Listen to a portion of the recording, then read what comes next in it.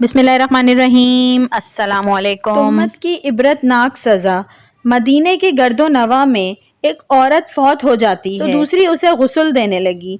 जो गुस्ल दे रही थी, जब उसका हाथ मरी हुई औरत की रान पे पहुंचा तो उसकी ज़बान से निकल गया, मेरी बहनों जो 2-4 साथ बैठी हुई थीं, ये जो औरत आज मर गई है उसके फला आदमी के साथ ख़राब ताल्लुकात थे। गुस्ल देने वाली औरत ने जब ये कहा तो कुदरत की तरफ से गिरफ्त आ गई, उसका हाथ रान से चिमट गया। जितना खींचती है वो जुदा नहीं होता, जोर लगाती है मगर रान साथ ही आती है। देर लग गई। मैयत के वर्सा कहने लगे कि बीबी जल्दी गुस्ल दो, शाम होने वाली है, हमको जनाजा पढ़कर उसे दफनाना भी है। वो कहने लगी कि मैं तो तुम्हारे मुर्दे को छोड़ती हूँ मगर वो मुझे नहीं छोड़ता। रात पड़ गई मगर हाथ यूं ही चिमटा रहा। दिन आ गया पर हाथ चिमटा रहा। अब मुश्किल बनी तो उसके वर्सा उल्मा तक पहुँच गए। एक मौलवी से पूछते हैं, मौलवी साहब, एक औरत दूसरी को गुस्ल दे रही थी तो उसका हाथ उस मैयत की रान के साथ चिमटा रहा, अब क्या किया जाए? वो फतवा देता है कि छुरी से इसका हाथ काट दो। गुस्ल देने वाली औरत के वर्सा कहने लगे कि हम तो अपनी औरत को माजूर कराना नहीं चाहते, हम इसका हाथ नहीं काटने देंगे।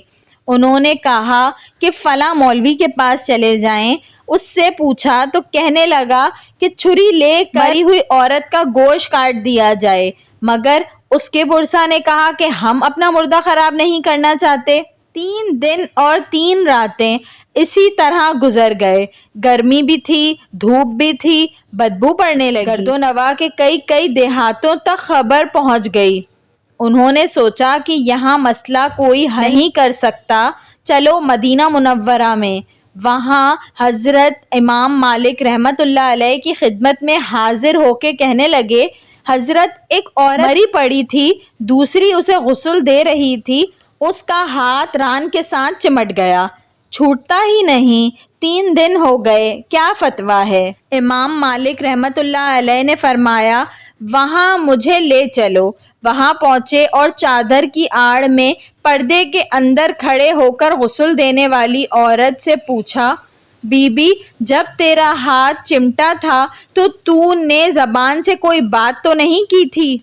वो कहने लगी, मैंने कहा था कि ये जो औरत मरी है इसके फला मर्द के साथ नाजायज़ ताल्लुकात थे। इमाम मालिक रहमतुल्लाह अलैह ने पूछा, बीबी जो तूने तोहमत लगाई है क्या उसके 4 चश्मे दीद गवाह तेरे पास हैं? कहने लगी, नहीं। फिर फरमाया, इस औरत ने खुद तेरे सामने अपने बारे में इकरार जुर्म किया था? कहने लगी, नहीं। फरमाया, फिर तूने ये क्यों तोहमत लगाई है? उसने कहा, मैंने इसलिए कहा था कि वो घड़ा उठाकर उसके दरवाजे से गुजर रही थी। ये सुनकर इमाम मालिक रहमतुल्लाह अलैह ने वहीं खड़े होकर पूरे कुरान में नज़र दौड़ाई। फिर फरमाने लगे, कुरान पाक में आता है, जो औरतें नाजायज़ तोहमत लगाते हैं फिर उनके पास 4 गवाह नहीं होते तो उनकी सज़ा है कि उनको 80 कोड़े मारे जाएं। तूने एक मर्द औरत पर तोहमत लगाई है, तेरे पास कोई गवाह नहीं था। मैं वक्त का काजी उल क़ज़ा हुक्म करता हूँ कि जल्लादों इसे मारना शुरू कर दो।